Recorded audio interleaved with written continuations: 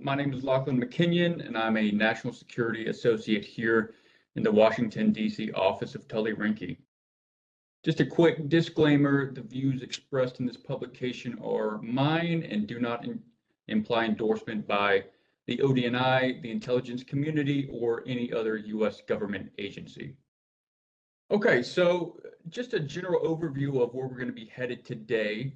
So we're going to start out with an overview of Guideline L, where you can find it, what are some of the concerns under Guideline L, how do you mitigate those concerns, and then when do you report a potential concern under Guideline L. Okay, so let's briefly talk about what is Guideline L. So before we get there, security clearances are governed by the executive branch, Article 2, solely, not by any Article 3 court, generally speaking. The Supreme Court, in a case called Egan, established that security clearances are a privilege and not a right. The executive branch governs everything related to a clearance, and most of the time, that's not going to be challenged in an Article 3 court, absent a limited exception, such as a due process violation. So, where do we find Guideline L? So Guideline L can be found under the Security Executive Agent Directive 4, which is under the National Security Adjudicative Guidelines. And contained in in Seed 4 includes a list of 13 guidelines. And these govern your access to national security information. So besides Guideline L, the list of guidelines include things like allegiance to the United States, foreign influence, sexual behavior, criminal conduct, drug involvement, and a few other things. And so if there is a concern involving outside activities, which we will define here in a second, the government may issue what's called a statement of reasons. And that is their intent to deny or to revoke a clearance, and they're giving you their reasons as to why they're intending to do so.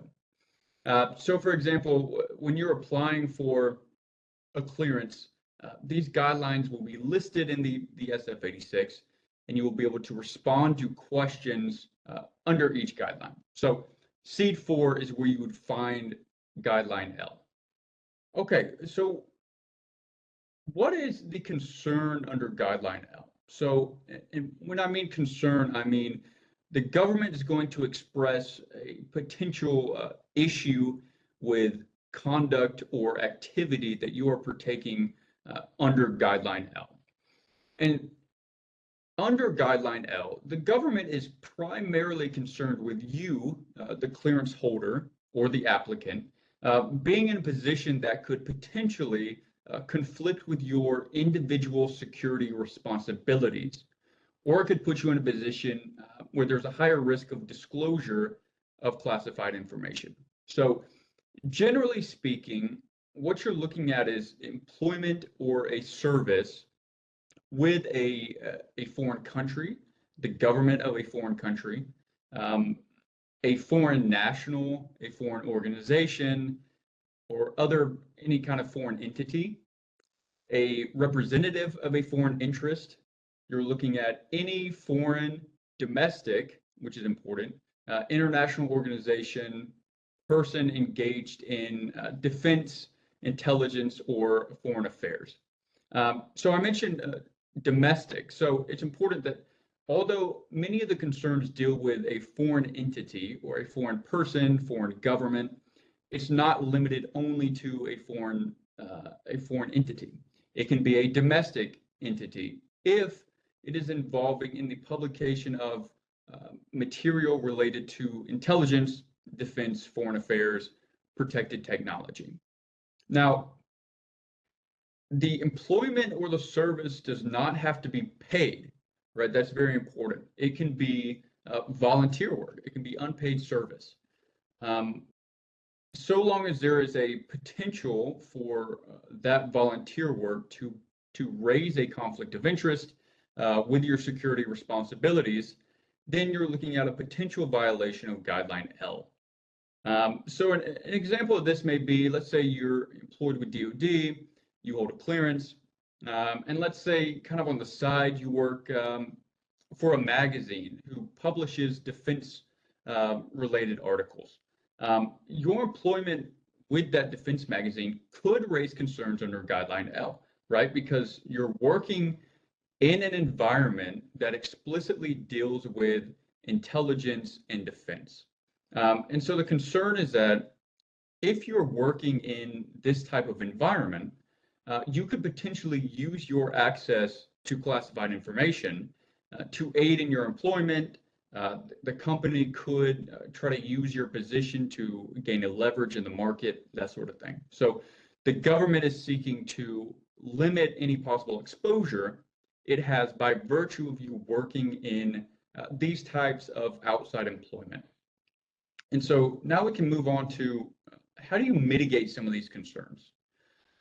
So again, we look under Seed 4 and we will see the mitigation factors or some of the conditions that could lead to mitigation if there's a potential concern under Guideline L. And so what we're really looking at here are two main mitigating factors. So the first is if there's an evaluation by the appropriate security office that your outside activity, employment, service does not pose a conflict of interest or a national security concern. So again, let's say you're working at this defense magazine and you report that to your security officer. They review it and they say, no, that doesn't raise any kind of conflict of interest, doesn't raise any national security concerns. Then you could potentially mitigate any concerns under Guideline L.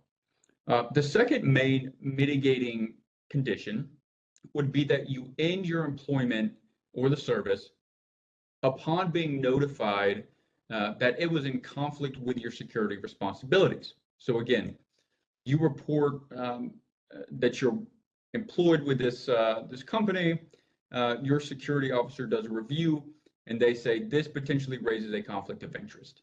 As soon as you're notified of that, you end that employment, that service, you could potentially mitigate concerns under Guideline L. Okay, so now we can move on to some cases. So cases under Guideline L are pretty rare, and they could encompass a lot of different types of employment or service positions, right? The term outside activities is really a broadly construed term. Guideline L cases do not typically arise too often, and it's really based on a case-by-case basis, right? Your outside employment is going to have different obligations and responsibilities than someone else's. And so every case is different, and they're all case-by-case basis for the analysis. So if you are facing a potential Guideline L concern, then let us know, and we can set you up with a consult. Okay, so let's say you're facing a potential concern, or you think that your outside activity could raise a concern. So when do you self-report? Well, by law, security clearance holders are required to self-report so-called life events. Now, these life events include things that could impact your ability to meet security clearance requirements. And under Guideline L specifically, there is a requirement that you report and fully disclose any outside activity that could potentially raise a concern under the guideline, right? If you look in Seed 4, under the conditions, there is this requirement of reporting. So again, you're hired as a defense writer, and that's your outside activity. You need to report and disclose that information. So how would you report that information? Well, it really depends on your status, right? If you're active duty in the military, you're going to self-report to your security officer at your duty station. Federal civilian, you're going to report to your agency's security officer. If you're a contractor, you're going to report to your company's facility officer. Now, if you are already in the process of applying for a clearance and you're going through the application process and a potential Guideline L concern arises, you could file something what's called a supplemental submission to your security clearance application. And the main purpose of this is to report and clarify any potential security concerns, right? You're essentially getting ahead of the curve. And what you want is, for the first time the investigator hears of this outside activity, is to be from you, not from anyone else. Otherwise, it may appear as though you're trying to hide something from the investigators. So just a brief recap. Under Seed 4, you will find Guideline L, and under Guideline L, it'll list the potential concerns that the government may have of your outside activity, your outside employment. Remember that the outside activity does not have to be paid. It can be volunteer. And there are mitigating factors that could mitigate concerns that the government may have. So if there's not a conflict of interest, if there's no security concern, and that's been reviewed by a security officer, then you could potentially mitigate concerns. Again, if as soon as you're notified that your outside activity could raise a potential conflict of interest, you immediately end that employment or that service, then again, you could potentially raise mitigating conditions under Guideline L. Again, if there's anything that you believe could potentially arise to a Guideline L violation, then you need to self-report that. You need to let your security officer know as soon as possible. And so with that, I think we have some time for questions. Alcohol misuse of holding a TS or SCI clearance. Is there any issues with that as it's an outside activity? So generally speaking, if there's an alcohol issue, that's going to come under Guideline G, and there's an own set of concerns and mitigating conditions under Guideline G. Outside activities is not really about things like off-duty consumption. It's more related to employment or a volunteer service. So if you're picking up a second job while you're holding your clearance, that would be what falls under Guideline L. What is the timeline for secret security clearance? Timeline. So I mean, it really depends. Generally, you're looking at 12 to 18 months. So it depends on a number of things, right? So where you are employed, if you're going through the federal government, if you're going through a private company and you're being a contractor. If you're a contractor, it could potentially take a little longer, as you would need to find a sponsor, and then you would need to go through the process. But I think military, yeah, so military, so you're going to go through the application process. So you're going to fill out all the required documents. You're going to disclose everything on your SF-86.